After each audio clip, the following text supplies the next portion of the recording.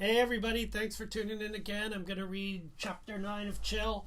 I want to just share something with you briefly first, and I'm hoping to put up a link so that you can go through.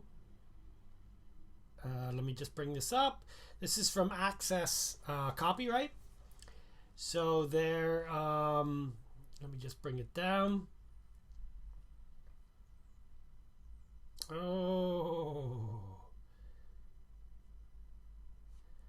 Okay. We are pleased to partner with the Association of Canadian Publishers to facilitate online story times while schools and libraries are temporarily closed. The Read Aloud Canadian Books program empowers educators and librarians to share stories from Canadian publishers with their students during a time when they are needed more than ever. The program will allow, on a temporary basis, a waiver of licensing fees related to reading all or part of selected books from participating publishers and posting the videos online. Now, I haven't actually talked to Orca, but Orca is my publisher is a participating publisher, so I'm going to assume that this is okay. They've been sharing it, so. And there is one other little part I wanted to share, but maybe I won't, and I'll just let you read it. Oh, here we go. Yes, the co-chair of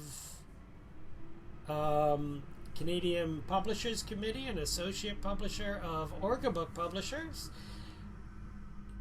observes, in the best of times, authors and book publishers are active partners with educators and librarians in bringing excellent content to our youngest citizens. Now, in difficult times, we are proud to support educators and librarians in their extraordinary work in keeping children engaged, informed, and entertained. And that's Ruth Linka. I hope I pronounced your name correctly. Okay, so now let's get on with things. I'm going to give another thank you, though, to all the essential workers and especially the front of the line healthcare workers and all those going out and putting their lives at risk. So appreciated, and hopefully everybody's doing their part to do social distancing and flatten that curve so that our health system doesn't get overwhelmed. So where we left off was when Sean and Chill had a bit of a falling out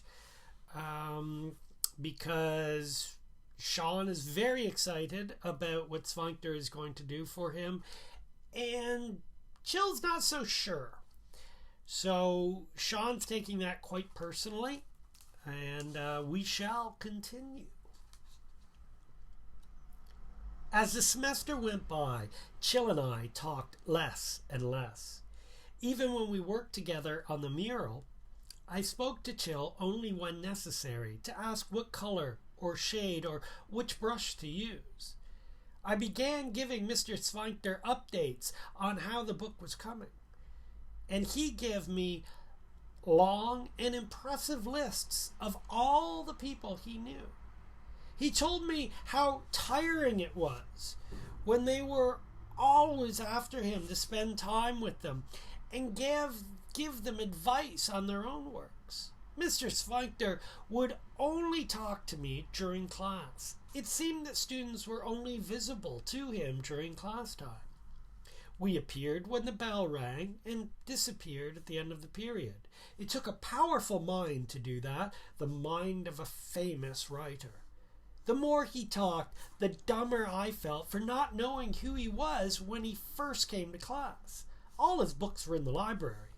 Well, they weren't there when I first checked, but within a few days of his being at the school, they were on the shelf. His website was filled with wonderful things he had said and done, and wonderful things others had said about him.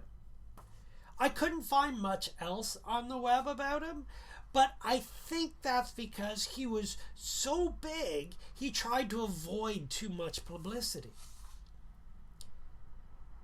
You could see by the way he joked and talked with the other teachers that they all liked him, even Ms. Sedette. I think he was only teaching because he loved to share what he knew, or perhaps he was just doing research for his next book. As for his critique of other students' career choices, he was just trying to get us to look at things in a more realistic way, to prepare us for the real world.